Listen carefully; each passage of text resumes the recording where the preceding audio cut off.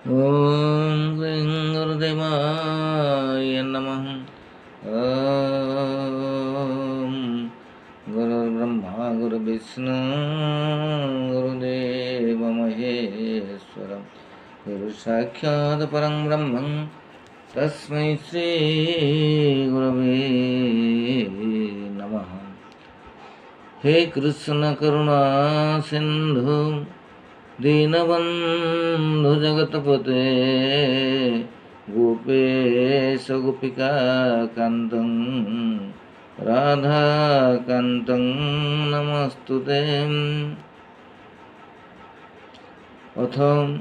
श्रीकृष्ण शतष्टोत्तर नाम। राम नारायण राम कृष्ण दामोदर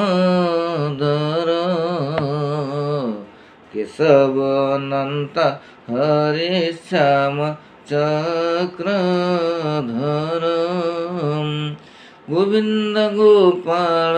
गोपीनाथ नंद सुत मुकुंद मुरारी वासुदेव हे अच्युत माधव पुंडरीकाक्ष देवकी नंदन कृपालु मधुसूदन कंसारी वामन जनार्दन बळे ध्वंसी जगत ईश्वर दैतरी मुक्तिदाता यशोदा कुमार विष्णु जदुकुल श्रेष्ठ कुमार दिति वनमाली ऋषिकेश श्रीधर श्रीपति अखिल संसार नाथ श्री पुरुषोत्तम नर हरि नर सिंह प्रभु भगवान परमानंद आनंद कंद चक्रपाणि गदाधर पीत वासरम रुक्मणी गरुड़ वाहन गदा पाणि गोवर्धन वृंदावन चंद्र पद्मनाभ विश्वेक्षण सनातन देवेंद्र उपेन्द्र विश्वमूर्ति त्रिविक्रम पुत्र अनंत देव लक्ष्मीपति परमेश्वर ईश्वर निर्देश निवास जामला अर्जुन भंजन अयोध्यार ईश रघुवीर रघुनाथ श्री रघुनंदन कौशल्यानंदन राम रावण मर्दन केशी हंता संधा प्रभु अघा दैत्य हरि सकटा भंजन बकासुर कुसंहारी सर्वसुराग्रज हरे पति तपावन क्षीर सिंधु मध्ये प्रभु अनंत शयन सर्वसंहारण हरिपति तपावन क्षीर सिंधु मध्ये प्रभु अनंत शयन सर्वसंहारण विश्वनाथ विश्वम्भर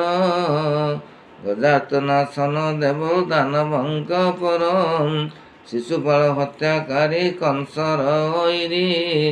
हिरण्य विदारी हिरणाक्ष कुसंहारी दयालु सागर दया सिंधुर घोषित खर दूषण हंतक बाळे विनाशक सुग्रीव तारण लंका गढ़ विध्वंसन कुंभकर्ण शत्रु विभीषण कुस्थापन मत्स्य कुर्म रूप परशु राम अवतार जगन्नाथ जोगेश्वर करुणा सागर अंतर्जामी निराकार देव निरंजन शुण शत अष्टोत्तर श्रीकृष्णଙ୍କ नाम शुण भद्र तनु ଏହା ଗୋପତ ଅଟଇ କହିଲି ତ ଆଗେ ଦୟା ହୃଦୟରେ ବହି ତ୍ରିସନ୍ଧାରେ ନାମ ଯେ ପଢ଼ଇ ଶୁଣଇ सर्व पाप नाशी चतुर्वर्ग फल पाई धन विद्या अर्थे जेऊ एना पढ़ई कुबेर संपत्ति बृहस्पति सम होई अपुत्रिक जन जेबे पढ़े भक्ति भरे विष्णु भक्त पुत्र जात हुए कोळे यज्ञ दान पूजा यात्रा काले जे पढ़ई कार्य होई सफल से कृष्ण भक्ति पाई जेउ जन श्रद्धा हवे पढ़ शुणई कौनसी विपद ताकू सदा से